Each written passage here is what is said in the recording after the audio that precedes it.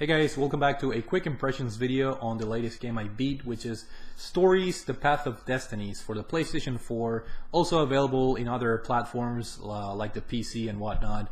And this was one of the PlayStation 4 freebies or PlayStation Plus freebies a couple of months ago, and it was one of those slow months, I believe, where all the games were not very good. The free games were not that very good, so I decided to give the game a shot. And at first I was initially pleasantly surprised by the game.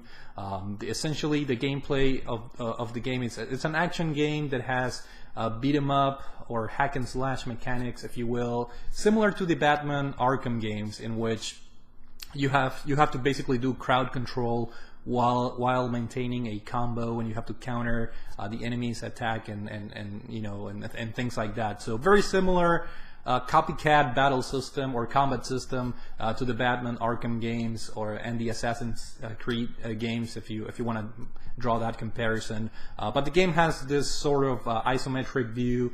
The characters are somewhat interesting, and the cool feature about this game, for me at least, was that the game plays like a choose your own adventure book, in which the game actually has, I believe, 25 or 26 different endings. So that may sound crazy, but the good news is that the playthroughs are pretty small. Depending on the path you choose, one quest may be a little bit longer than a previous one, but when everything is said and done, there are 25 different endings, I think, with one true ending. So that was a really cool feature of the game, being able to choose different paths and have different having different endings.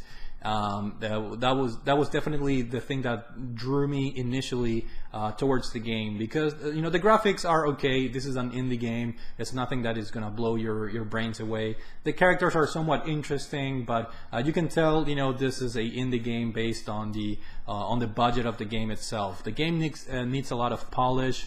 I found a bunch of glitches that you guys may have seen if you watch my live stream of the game a couple of weeks ago, but the game definitely needed some polish. But the story and characters were interesting initially, and by that I mean, and this may be a little bit of a spoiler or minor spoilers, but basically there's one true ending to the game, and then every single other ending, it's like a very negative type of ending.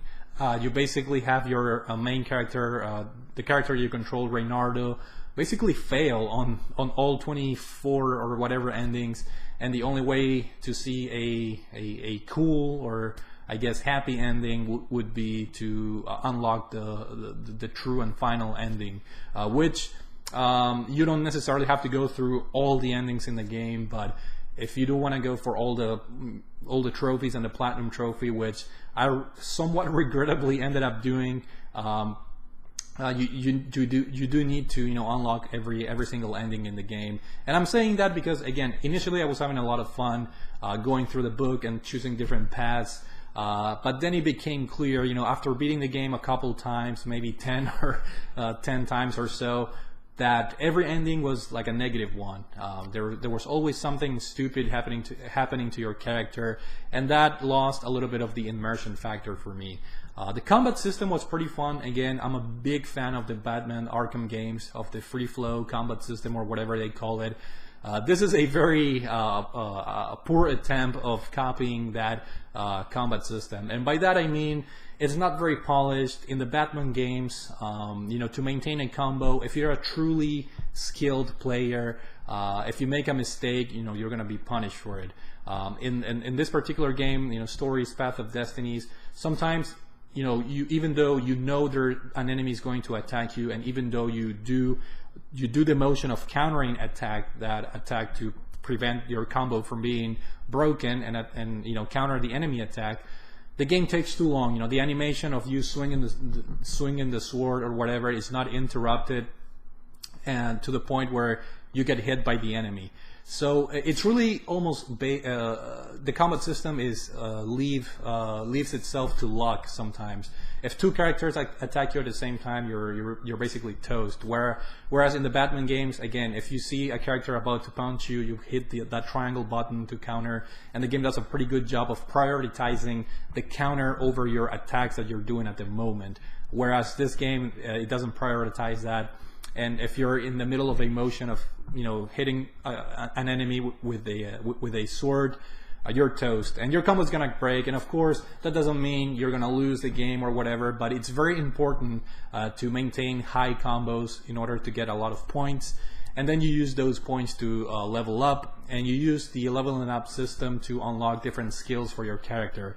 And again, if you're going for all the trophies in the game, like I did, you have to unlock all of the skills in the skills tree, and that makes the game a little bit interesting. There are different types of new attacks that you can learn. You can improve your health. You can improve your different types of moves in the game. You can use some type of hook shot to draw the enemies towards you. So you can improve like the speed of the hook shot and whatnot through this leveling up system. So I guess you can say the game has light RPG element.